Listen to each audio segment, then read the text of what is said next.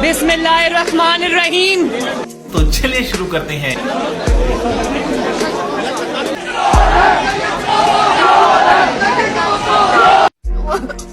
मुझे अपने घर जाना है। मेरे काले कोट वाले बहनों, क्या क्या बोला तूने?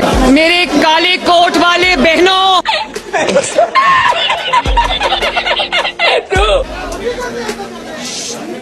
मेरा फख्र हो आप लोग, आप सबको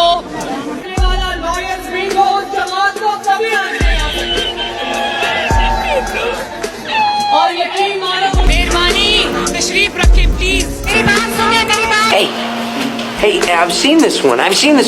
2000 रुपया दे रही है। मेरी बात सुने। नहीं।